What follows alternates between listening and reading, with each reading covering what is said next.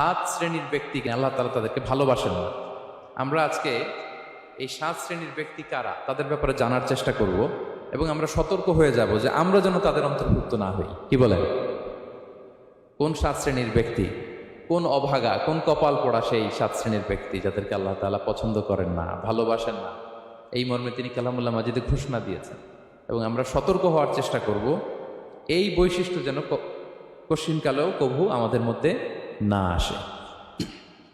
তাহলে কালামুল্লাহ মাজিদ আল্লাহ তাআলা যে জানিয়েছেন যে তিনি সাত শ্রেণীর ব্যক্তিকে পছন্দ করেন না, তার মধ্যে প্রথম শ্রেণী হচ্ছে সীমা লঙ্ঘনকারী। আরবিতে বলে আল মুআতাদুন। সীমা লঙ্ঘনকারী ব্যক্তিকে আল্লাহ তাআলা পছন্দ করেন না। লিমিট ক্রস করলে আল্লাহ তাআলা পছন্দ করেন না। লিমিটকে কেউ যদি ওভারস্টেপ করে, ক্রস করে, আল্লাহ তাআলা পছন্দ করেন না। কেউ নাফরমানি করলেই আযাব পাঠান, আল্লাহ অনেক সময় দেন, অনেক সময় দেন, শুধরে যাবার অনেক টাইম সে পায়, তারপরও যখন সে লিমিট ক্রস করে তখন আল্লাহ ধরে। আল্লাহ সব সময় ধরে না, ধরলে ছাড়ে না, ধরে ধরে ধরে না, ধরলে আল্লাহ ছাড়ে না। আল্লাহ সব সময় ধরবেন। এবং যে সমস্ত জাতিগোষ্ঠীকে এই পৃথিবীতে আল্লাহ তাআলা আযাব দিয়ে ধ্বংস করেছেন, তাদের স্টোরি যদি আমরা খেয়াল করি, আমরা দেখব যে তাদেরকে আল্লাহ অনেক সুযোগ দিয়েছেন ভালো হওয়ার, শুধরে যাওয়ার, কিন্তু তারা আল্লাহর আদেশ অমান্য করতে করতে করতে করতে যখন লিমিট ক্রস করে ফেলছে, একটা সবকিছুর একটা লিমিট থাকে। কি বলেন? We all should know all limits. আপনাকে জানতে হবে যে আপনি কতটুকু পর্যন্ত করতে পারবেন, কতটুকু আপনার সীমানা। You should know your limit. এই লিমিটটা আপনার জানতে হবে। তারা যখন লিমিট ক্রস করেছে আল্লাহ আযাব দিয়েছে। আপনারা সামুদ জাতির নাম শুনেছেন? তাদের কাছে আল্লাহ তাআলা একজন নবী পাঠিয়েছিলেন, নাম হচ্ছে সালেহ আলাইহিস সালাম। আল্লাহ নবী সালেহ আলাইহিস সালাম, তিনি তাদেরকে দাওয়াত দিলেন যে হে আমার জাতিগোষ্ঠীর লোকেরা, এক আল্লাহর ইবাদত করো। তারা অবাধ্য হলো। তিনি সত্যের প্রতি আহ্বান করলেন, তারা এই কথা শুনল না। একটার পর একটা আল্লাহর পায়গাম আসে, তারা অবাধ্য হয়, তারা অবাধ্য হয়, তারা আল্লাহ তাআলার আদেশকে মানে না। সবশেষে সামুদ গোত্র, তারা আবার খুব শক্তিশালী ছিল, তারা পাহাড় কেটে আর্কিটেকচার করে ডিজাইন করে কিভাবে আবাসন তৈরি করতে হয়, পাহাড়ি এলাকায়, মাউন্টেইন এলাকায় কিভাবে আবাসন তৈরি করতে হয়, এটার ব্যাপারে এক্সপার্ট ছিল। কিন্তু তারা সালেহ আলাইহিস সালামকে বলল, সালেহ তুমি পাগল, তুমি জাদুকর, তুমি যে আল্লাহর কথা বলছো আমরা মানবো এক শর্তে, যদি এই পাহাড়ের ভেতর থেকে 10 মাস গর্ভধারিণী একটা উট যদি বের করে আনতে পারো, এমন একটা শি ক্যামেল উট যদি বের করে আনতে পারো, যেই ওটের পেটের ভেতরে একটা বাচ্চা থাকবে এবং ওটটা পাহাড় থেকে বের হয়েই বাচ্চা ভূমিষ্ঠ করবে, এরপরে ওটের দুধ যেন আমরা খেতে পারি, তুমি যদি এইটা দেখাইতে পারো তাইলে বুঝবো তুমি সত্য নবী। দোয়া করলেন, আল্লাহ আমার এই জাতি সামুদ, তারা তো চেয়েছে যে পাথর ভেতর থেকে যদি একটা উট বেরোয়, ওট যদি বাচ্চা দেয় আর দুধ দেয়, তাহলে তারা তোমাকে মেনে নেবে। আল্লাহ তুমি মেহেরবানি করে এই মিরাকেল, এই মুআজিজা তুমি তাদের দেখিয়ে দাও। আল্লাহ তাআলা দোয়া কবুল করলেন। হাজার হাজার মানুষের সামনে চাক্ষুষ দিবালোকের মুহূর্তে পাথর ভেঙে একটা উট বেরিয়ে এলো বিশাল আকৃতির, এবং 10 মাস গর্ভধারিণী উট, সাথে সাথে এই উট বেরিয়ে বাচ্চা প্রসব করলো, এবং সাথে সাথে এই ওলান থেকে উটের দুধ বেরোতে লাগলো। হাজার হাজার লোক এটার ওলান থেকে দুধ নিয়ে তারা তৃপ্ত হলো। আচ্ছা, এই মুহূর্তে তাদের কি করা উচিত ছিল বলেন তো? আশহাদু আল্লা ইলাহা ইল্লাল্লাহ ওয়া আশহাদু আন্না মুহাম্মাদুর রাসূলুল্লাহ ওয়া আশহাদু আন্না সালিহান নাবিয়্যুল্লাহ, এটা পড়া দরকার ছিল না? দরকার ছিল। কিন্তু তারা একের পর এক গোয়ার তুমি করতে করতে করতে করতে চাক্ষুষ দিনের বেলা এত বড় একটা মুআজিজা দেখার পরেও তারা অস্বীকার করল। সাল্লাল্লাহু আলাইহি ওয়াসাল্লাম বললেন, তোমরা তোমাদের ওয়াদা পূরণ করো। তারা বলল, তুমি বড্ড বড় জাদুকর, তুমি যেন তেন জাদুকর না, তুমি পাহাড়ের ভেতরে জাদু ঢুকাই ফেলছো। কি মনে হয় তারা লিমিট ক্রস করে ফেলছে না? এবার ক্রস করছে না? তারা সীমা লঙ্ঘন করে ফেলেছে। দে ক্রসড দেয়ার লিমিট। এবার তো আর ছাড় দেওয়া যায় না, কারণ আমি আপনাদের বলেছি শুরুতে যে আল্লাহ সব সময় ধরে না, কিন্তু যখন ধরে ছাড়ে না। আযাব চলে আসলো। কি আযাব?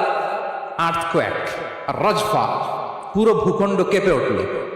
কেঁপে ওঠার সাথে সাথে সব মাটিতে পড়ে গেল। 2 নাম্বার আসলো সাউন্ড ওয়েভ, শব্দ নিনা, প্রচন্ড শব্দ তরঙ্গ। জিবরাইল আলাইহিস সালাম ওই এলাকার উপরে এসে এমন জোরে এক চিৎকার মারলেন, ওই চিৎকারে সামুদ গোত্রের প্রতিটি লোক কানের পর্দা ফেটে মুহূর্তের মধ্যে লাশ হয়ে জমিনে পড়ে রইল। Because they cross their limit, তারা তাদের লিমিট ক্রস করেছে। আর যারা লিমিট ক্রস করে, যারা সীমা লঙ্ঘন করে, তাদেরকে আল্লাহ তাআলা পছন্দ করেন না। আপনারা লূত আলাইহিস সালামের নাম শুনেছেন? উনি আল্লাহর একজন নবী ছিলেন। ওনাকে আল্লাহ তাআলা জর্ডান, বর্তমানে যে জর্ডান দেশ আছে সেখানে পাঠিয়েছিলেন। একটা কমিউনিটি ছিল সাদুম কমিউনিটি, ওই সাদুম কমিউনিটিতে তিনি এসেছিলেন। তিনিও দাওয়াত দিলেন, ইয়া কওমি ইবুদুল্লাহ মা লাকুম মিন ইলাহিন গায়রু, হে আমার কওমের লোকেরা, আল্লাহর ইবাদত করো, আল্লাহকে মেনে নাও। ওরা অস্বীকৃতি জানালো, সত্যের প্রতি আহ্বান করলেন, অস্বীকৃতি জানালো। ওরা, ওদের পাশ দিয়ে ক্যারাভেন যেত, কাফেলার লোকেরা ডাকাতি করত, ডাকাতির শাস্তির ব্যাপারে তিনি ভয় দেখালেন, তারা নিবৃত হলো না। এমনকি তারা সমলিঙ্গের প্রতি যৌন আকর্ষণ বোধ করতো না, আউযুবিল্লাহ। হোমোসেক্সুয়ালিটি, এখন একটা গ্রুপ আছে দেখবেন যে রংধনু নিয়ে মিষ্টি মিষ্টি কথা শোনায় বিশ্বব্যাপী। তাদের সাইন হচ্ছে রংধনু, রেইনবো। তারা ছেলেতে ছেলেতে বিয়ে, মেয়েতে মেয়েতে বিয়ে, এটাকে প্রমোট করে, নাউযুবিল্লাহ মিন যালিক। আমাদের এই মুসলিম সমাজে যেন এই আবর্জনা প্রবেশ করতে না পারে, আমাদেরকে সচেতন থাকতে হবে, ঠিক কিনা?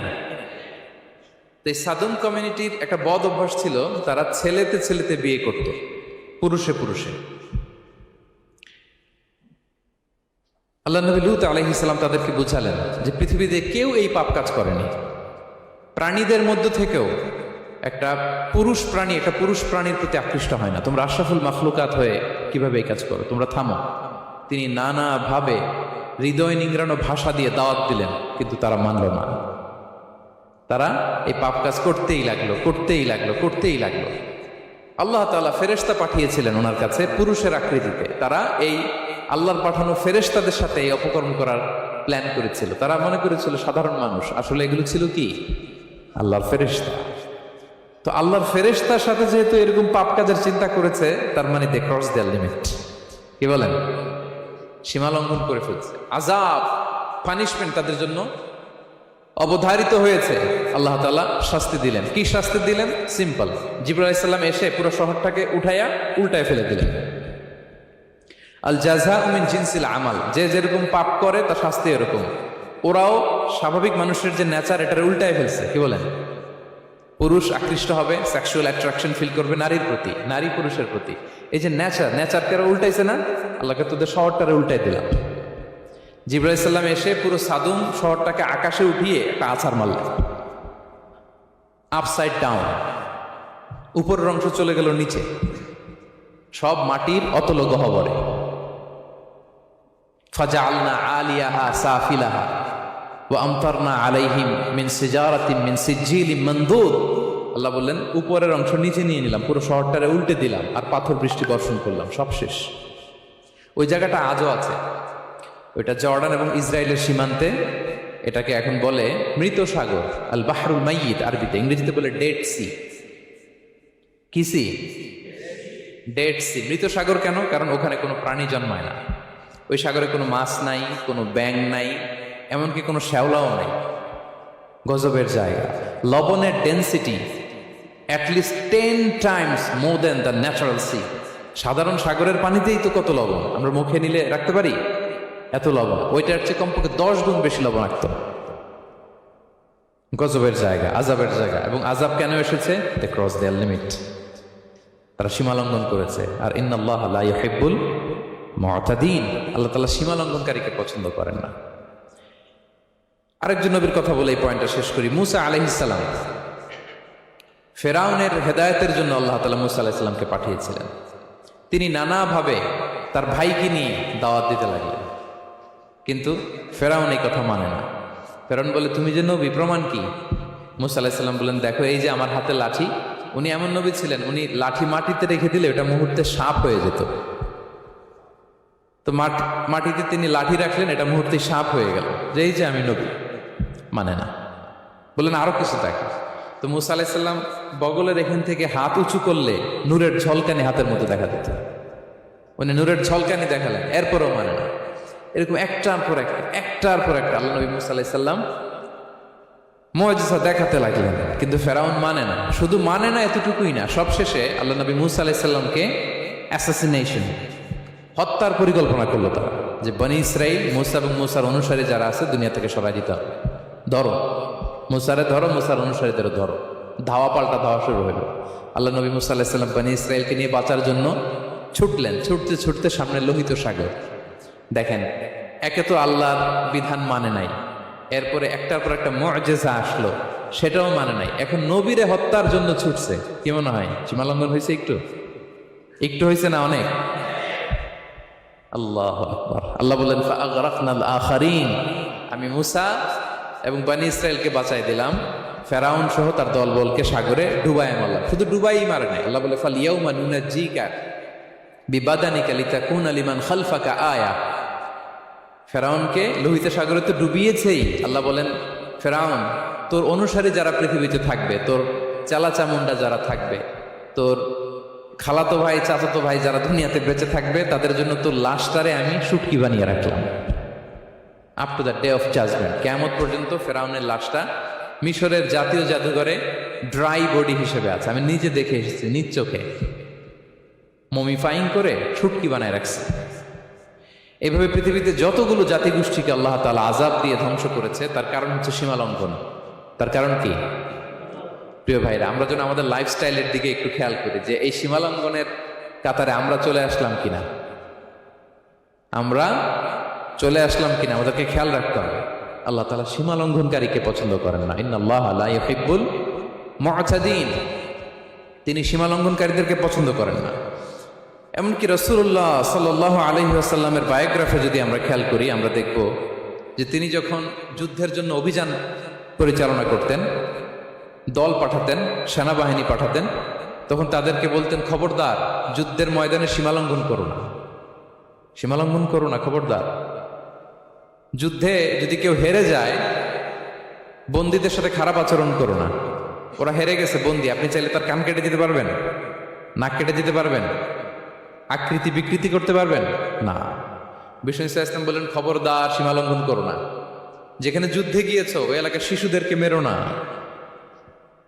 ওই এলাকার নারীদেরকে মেরো না, ওই এলাকার পাদ্রীদের গায়ে হাত তোলো না। সন্ন্যাসীতে যারা ইবাদত করে ওদের তো দোষ নাই, সিভিলিয়ান নাগরিক, তাদের গায়ে হাত তোলো না, খবরদার। গবাদি পশুর গায়ে হাত তুলবে না, এগ্রিকালচারাল প্রোডাক্ট জ্বালিয়ে দিও না। সুবহানাল্লাহি বিহামদি, কি রহমতের নবী ছিলেন। সীমা লঙ্ঘন যেন না করে বিষ্ণু ইসলাম অভিযান প্রেরণের আগে তিনি স্পষ্ট বলে দিতেন খবরদার কেউ সীমা লঙ্ঘন করবে না। যারা তোমাদের বিরুদ্ধে অস্ত্র তোলেনি তাদের বিরুদ্ধে অস্ত্র তোলা যাবে না, কারণ ইন্নাল্লাহা লা ইউহিব্বুল মুআতাদিন, আল্লাহ তাআলা সীমা লঙ্ঘনকে পছন্দ করেন না। প্রিয় ভাইরা, তাহলে যে 7 শ্রেণীর ব্যক্তিকে আল্লাহ তাআলা পছন্দ করেন না, তার প্রথমটা আমরা জেনে গেলাম, তারা কারা? সীমা লঙ্ঘনকারী। আমি কিন্তু প্রায় এরকম জিজ্ঞেস করব এবং সব শেষে আপনাদেরকে নিয়ে রিভাইজ করব। তাহলে 1 নম্বরে আমরা পেলাম তারা কারা? মেহেরবানি করে সবাই বলবেন একসাথে, তারা কারা? তারা সীমা লঙ্ঘনকারী, তারা তাদের লিমিট ক্রস করে, তাদেরকে আল্লাহ তাআলা পছন্দ করে না। সো আমরা আমাদের লাইফের সাথে একটু মিলিয়ে নিই যে আমরা আমাদের কোনো ক্ষেত্রে সীমা লঙ্ঘন করি কিনা একটু খেয়াল করেন। আমার যে দায়িত্ব আছে আমি কি সীমা লঙ্ঘন করি কিনা? আমার স্ত্রী আমার দায়িত্বে, তার সাথে সীমা লঙ্ঘন করি কিনা? আমার ভাতিজা ভাতিজি অনেকের আছে ইয়াতিম, তার বাবা মারা গেছে, তার সব সম্পত্তির দায়ভার আমার উপর দেয়া, আমি ওইখানে তাকে ঠিকঠাক মতো সব দেই কিনা, সীমা লঙ্ঘন করি কিনা? হ্যাঁ, ক্ষমতা পেলে সীমা লঙ্ঘন করি কিনা? কি মনে হয় আমরা ক্ষমতা পেলে সীমা লঙ্ঘন করি কিনা? হ্যাঁ, করে করে হ্যাঁ, মানে যেইখানে ডাক্তারের কাছে যাই বলে ডাক্তার সাহেব আমার এইখানে ফোড়া, সারা দেহের যেই কোনো জায়গায় ধরতে পারেন, এইখানে ধরেন না, তো এইখানে না ধরলে ভালো হবে? ফোড়া যেইখানে ট্রিটমেন্ট তো ওইখানে দিতে হবে, কি বলেন? রোগ যেখানে ওষুধও। সীমালঙ্ঘন, দায়িত্ব পেলে আমরা সীমালঙ্ঘন করি। এমনকি আমরা যারা ইবাদত করি, অনেকে ইবাদতেও সীমালঙ্ঘন করি, ইবাদতেও না। ভারসাম্য থাকতে হবে, পরিমিতি বোধ থাকতে হবে। এবং মজার ব্যাপার হচ্ছে আল্লাহ তাআলা দোয়া এবং জিকিরের ক্ষেত্রে এই কথাটা উল্লেখ করেছেন যে তোমরা দোয়া জিকিরের ক্ষেত্রে সীমালঙ্ঘন করো না। আল্লাহ তাআলা বলেন উদউ রাব্বাকুম তাদাররুআ ওয়া খুফিয়া ইন্নাহু লা ইউহিব্বুল মুআতাদিন, তোমরা আল্লাহকে ডাকো কেমন ভাবে? তাদাররুআ ওয়া খুফিয়া, সবিনয়ে গোপনে। সবিনয়ে ডাকো, চুপিসারে ডাকো, গোপনে গোপনে ডাকো, অল্প আওয়াজে ডাকো। কারণ কি? ইন্নাল্লাহ লা ইউহিব্বুল মু'তাদিন, আল্লাহ সীমালঙ্ঘনকারীদেরকে পছন্দ করেন না। তাহলে আপনি যদি দোয়া করেন আল্লাহর কাছে, যখন জিকির করবেন বিনীতভাবে, চুপিসারে, সবিনয়ে, বিষ্ণু ঈসা ইসলাম যেভাবে শিখিয়েছেন ওইভাবে জিকির করবেন। নাকি জিকির করতে করতে মানুষের কাঁধে উঠবেন? উঠবেন না? ওঠে ওঠে, হ্যাঁ ওঠে। দেখেন আল্লাহ তাআলা যেইখানে 3 ফোঁটা দেওয়া দরকার 3 ফোঁটা দেয়, যেখানে 1 ফোঁটা ওইখানে 1 ফোঁটা দেয়। আল্লাহ তাআলা ইন্নাহু লা ইউহিব্বুল মু'তাদিন, আল্লাহ সীমালঙ্ঘনকে পছন্দ করেন না। এই কথাটা ঢুকাইছে কোথায়? দোয়া আর জিকিরের মধ্যে। কারণ আল্লাহ জানে আল্লাহর কিছু বান্দা থাকবে, তারা দোয়া এবং জিকিরের সময় কি করবে? সীমালঙ্ঘন করবে। মাঝে মাঝে কিছু ভিডিও ক্লিপসে দেখা যায় জিকির করতে করতে আরেকজনের কাঁধের উপর, যিনি জিকির পরিচালনা করতেছে তার মাথার উপর। এখন আমি ওয়াজ করতেছি, আপনি যদি লাফাইতে লাফাইতে এসে আমার উপরে পড়েন, হ্যাঁ মাইকের উপরে যদি এসে পড়েন, আমার অবস্থা হবে কি? লাফাতে লাফাতে উপরে উঠে যায়, নিজে ইনজুর্ড হয়, পাশের শ্রোতাকে ইনজুর্ড করে, যিনি আলোচনা পরিচালনা করতেছে তাকে ইনজুর্ড করে। এরকম আছে না নাই? ইন্নাহু লা ইউহিব্বুল মু'তাদিন, আল্লাহ তাআলা সীমা লঙ্ঘনকে পছন্দ করেন না। তাহলে আমাদের প্রত্যেকের উচিত আমাদের লিমিট জানা, আমরা যেন আমাদের কখনো লিমিটকে ক্রস না করি। প্রিয় ভাইরা, এটা প্রতিটি ক্ষেত্রে, ইভেন ইবাদতে আমরা যেন সীমা লঙ্ঘন না করি। এই পয়েন্টটা মনে থাকবে আপনাদের? আচ্ছা, তাহলে 2 নম্বরে আমরা চলে যাই। 2 নম্বরে যে শ্রেণীকে আল্লাহ তাআলা পছন্দ করেন না তারা হচ্ছে জালিম বা অত্যাচারী। জালিম বা অত্যাচারী, যারা জুলুম করে তাদেরকে আল্লাহ তাআলা পছন্দ করেন না। আল্লাহ তাআলা বলছেন ফাআম্মাল্লাযীনা কাফারু ফাউআযিবুহুম আযাবান শাদীদান ফিদ দুনিয়া ওয়াল আখিরা ওয়া মা লাহুম মিন নাসিরিন। যারা দুনিয়াতে কুফরি করবে কঠিন শাস্তি দুনিয়াতেও আখিরাতেও। ওয়া আম্মাল্লাযীনা আমানু ওয়া আমিলুস সালিহাতি ফায়ুওয়াফিহিম উজুরাহুম, আর যারা ঈমান আনবে সৎকর্ম করবে তাদের প্রতিদান আমি আল্লাহ বুঝিয়ে দেব। ওয়াল্লাহু লা ইউহিব্বুয যালিমিন, তবে জেনে রেখো আল্লাহ তাআলা জালিমিনদেরকে পছন্দ করেন। তাহলে 2 নম্বরে পাওয়া গেল কাদেরকে পছন্দ করে না? আপনি যদি কারো প্রতি জুলুম করেন তাহলে আপনি জালেম, সে হচ্ছে মজলুম। সে কি? মজলুম। মজলুম আপনার ক্ষমা না করলে আল্লাহ তাআলা আপনার ক্ষমা করবে না। মজলুম যদি ক্ষমা না করে আল্লাহ তাআলা কঠিন কালো আপনাকে ক্ষমা করবে না। এজন্য জুলুম যেন আমরা কখনো না করি। প্রিয় ভাইরা, জুলুম শুধু আল্লাহ তাআলা আমাদের উপরই হারাম করেনি, আল্লাহ নিজের উপর হারাম করছে। জুলুম শুধু আমাদের জন্যই হারাম না, আল্লাহর জন্য হারাম। আল্লাহ তাআলা বলেন হাদিসে কুদসিতে, ইয়া ইবাদি, হে আমার বান্দারা, ইন্নী হারামতু যুলমা আলা নাফসি, আমি জুলুমকে আমি আল্লাহ নিজের উপরে হারাম করেছি। ওয়া জাআলতুহু বাইনাকুম মুহাররামা, এবং এই জুলুমকে তোমাদের উপর হারাম করেছি। ফালা তাযালামু, তোমরা একে অপরের উপর জুলুম করো না। জুলুম শুধু আমাদের উপরই হারাম না, আল্লাহ নিজের উপরও হারাম করেছেন। তাহলে জুলুমের সাথে কি মুমিনের কোনো সম্পর্ক থাকতে পারে? পারে না। এবং আল্লাহ তাআলা কখনো কোনো বান্দার উপর জুলুম করেন না। ওয়া আন্নাল্লাহা লাইসা বিযাল্লামিন লিল আবিদ, তিনি তার বান্দার উপর জুলুম করেন না। কোনোভাবেই যেন জুলুম না হয়ে যায়, এজন্য আল্লাহ তাআলা কিয়ামতের দিন মাওয়াজিনাল কিসত, ন্যায়ের মানদণ্ড তিনি প্রতিষ্ঠা করবেন, যাতে একটু ভুল না হয়ে যায়, জুলুম না হয়ে যায়। আমরা মাঝে মাঝে যে দোকান থেকে বস্তায় বস্তায় চাল নিয়ে আসি না, চাল দেখা যাবে যে 1 মণ চাল হয়তো সামান্য একটু কম হইতে পারে, সামান্য একটু বেশিও হইতে পারে। এরকম হয় না?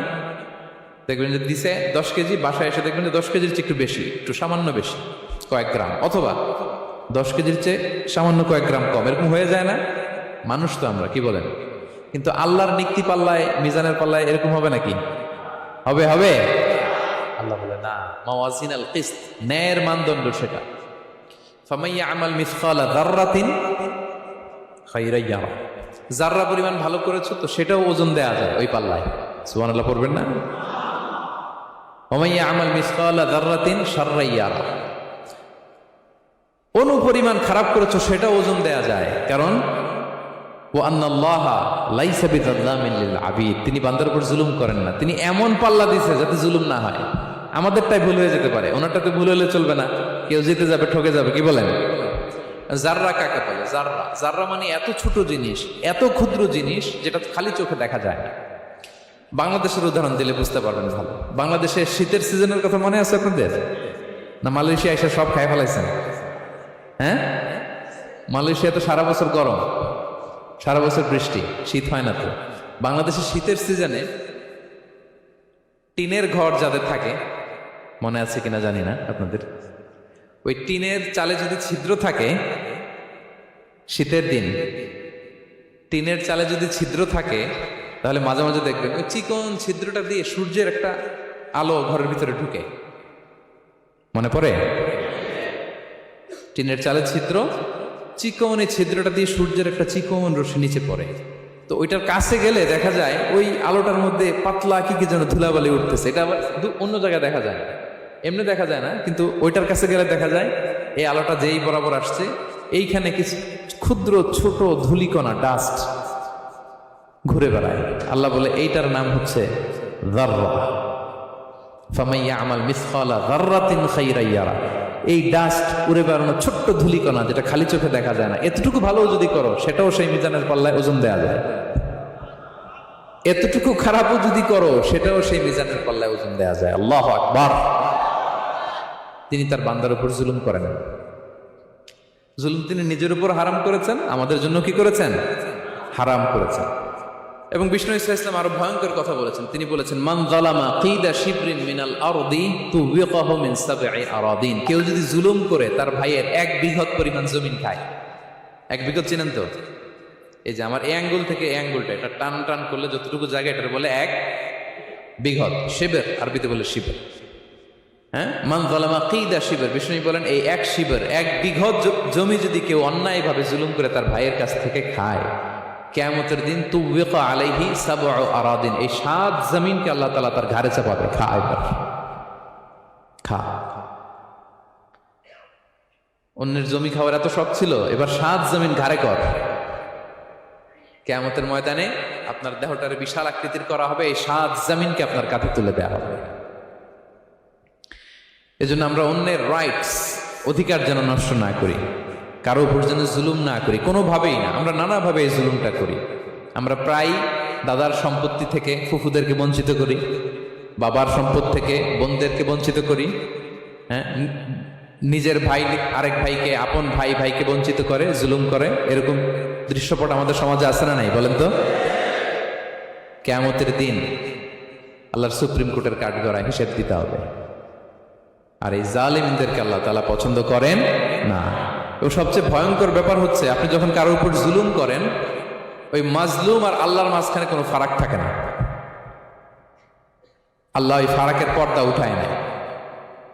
বিষ্ণুই বলেন, ইত্তাকি দাওয়াতাল মাজলুম, তোমরা মজলুমের বদদোয়াকে ভয় করো, খবরদার। কারণ ফাইন্না লাইসা বাইনাহা ওয়া বাইনাল্লাহি হিজাব, তার আর আল্লাহর মাঝে কোনো পর্দা থাকে না। দোয়া করলেই ওটা আরশে যেয়ে কবুল হয়ে যায়। আল্লাহ তাআলার চারিপাশে অনেক পর্দা আছে। কেউ কেউ বলে 70,000 নূরের পর্দা। 70,000টা সহিহ হাদিস দ্বারা সাব্যস্ত না, কিন্তু অসংখ্য অগণিত পর্দা, এবং পর্দাও এটা নূরের পর্দা। আচ্ছা বলেন তো, জানলা দিয়ে বাইরের আলো ঠেকাতে আমরা দেয়ালে জানালায় কি লাগাই? পর্দা লাগাই। পর্দাটা কিসের তৈরি? মোটা কাপড়ের, যাতে করে ওই আলো না আসে। কিন্তু আল্লাহর চারদিকে যে পর্দা, ওই পর্দাটা কিসের? নূরের, আলো। ওনার পর্দায় আলো দিয়ে তৈরি। সুবহানাল্লাহ বললেন না? বিষ্ণু বলেন, ইত্তাকি দাওয়াতাল মাজলুম, মজলুমের বদদোয়াকে ভয় করো। ফাইন্না লাইসা বাইনাহা ওয়া বাইনাল্লাহি হিজাব, কেউ যখন মজলুম হয়ে কেঁদে বদদোয়া করে, তার আর আল্লাহর মাঝে ওই পর্দা থাকে না। বদদোয়া করছে, ডাইরেক্ট কবুল।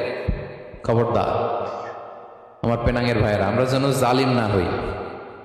In it's any form, operation in it's any form, যেই কোনো ভাবে, যেই কোনো ক্ষেত্রে, যেই কোনো ধরনের হতে পারে জুলুম। কাউকে আপনি ছোট্ট কোনো কাজে ঠকালেন, বন্টন নীতিতে ঠকালেন, হ্যাঁ, জমি মেরে দিয়ে ঠকালেন, আমানত মেরে দিয়ে ঠকালেন, ইন ইটস এনি ফর্ম যদি জুলুম করে থাকেন, খবরদার। মজলুমের কান্না কখনো বৃথা যায় না। মজলুমের কান্না কখনো বৃথা যায় না। জীবনের কোনো না কোনো সময়ে এর প্রায়শ্চিত্ত আপনাকে করতে হবে। জীবনের কোনো না কোনো সময়ে এর প্রায়শ্চিত্ত করে আপনাকে মরতে হবে। তাহলে কোনো বিশ্বাসী কি জালিম হতে পারে? কারণ ইন্নাল্লাহা লা ইউহিব্বুল যালিমিন, আল্লাহ তাআলা জালিমদেরকে পছন্দ করেন না। তাহলে জুলুমের সাথে আমাদের কোনো সম্পর্ক আছে? হ্যাঁ, কোনো সম্পর্ক আছে? তাহলে দুই শ্রেণীর ব্যক্তির কথা আমরা জানলাম যাদেরকে আল্লাহ পছন্দ করেন না। এক নম্বর, প্রথমটা কি ছিল? সীমা লঙ্ঘনকারী, লিমিট যে ক্রস করে, ইন্নাল্লাহা লা ইউহিব্বুল মুআতাদিন। দুই নম্বরে কি জানলাম? হ্যাঁ, জালিম, অত্যাচারী, অপ্রেসরকে আল্লাহ তাআলা পছন্দ করে না। তাহলে এই দুইটারে আমরা নো বলে দিলাম আজকের এই কনফারেন্স রুমে। আওয়াজ করে বলেন তো সবাই, নো। এই লিমিট ক্রস আর জুলুম, নো, চলে গেছে, খালাস। এবার তিন নম্বরে দেখি আল্লাহ কাদেরকে পছন্দ করেন। তিন নম্বরে আল্লাহ তাআলা অহংকারী দাম্ভিক লোককে পছন্দ করেন না। অহংকারী, আমাদের তো অহংকার টহংকার নাই না? আছে? অহংকার আছে? কিসের অহংকার বলেন? টাকা আর ক্ষমতার আর সৌন্দর্যের আর হ্যাঁ পাওয়ার, সোশ্যাল পাওয়ার। এই যে অহংকার, অহংকারের খাঁচা থেকে মুক্ত রাখো আমাদেরকে তুমি প্রভু হয়ে, পড়েন আমিন। এটা একটা ভয়ঙ্কর খাঁচা। আচ্ছা, অহংকার করার আমাদের আছে কি বলেন তো? কিছুই নেই। আল্লাহ বলে ওয়া খুলিকাল ইনসানু দাঈফা, তোমাদেরকে আমি দুর্বল করে তৈরি করছি। আমরা দুর্বল, শুধু দুর্বল না, দুর্বলের ঘরের দুর্বল। আমার বাপ ছিল দুর্বল, আমার দাদা ছিল দুর্বল, আমরা 14 গোষ্ঠী কি? হাল আতা আলাল ইনসানি হিনুম মিনাদ দাহরি লাম ইয়াকুন শাইআম মাযকুরা। আল্লাহ বলেন একটা সময় ছিল উল্লেখ করার মতো তোমার কিছুই ছিল না। আজকে তো এত লম্বা চোরা মানুষ, আমরা কিছুই ছিলাম না। আমার বর্তমানে বয়স চলে 36, 37।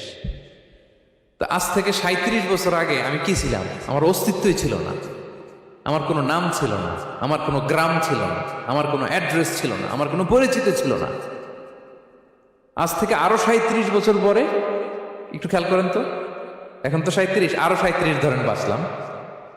এরপরে আমি দুনিয়া, দুনিয়া থাকবে কিন্তু আমি নাই। আজকে কার জন্য আটকে আছে দুনিয়ার কাজ বলেন তো? আপনার দাদার জন্য, আপনার নানার জন্য। তো আপনাকে লাগে কেন? আপনাকে লাগে? লাগে না তো আমাকে। আমি দুনিয়া, একদিন কিছুই ছিলাম না। আল্লাহ বলেন হাল আতা আলাল ইনসানি হিনুম মিনাদ দাহরি লাম ইয়াকুন শাইআম মাযকুরা।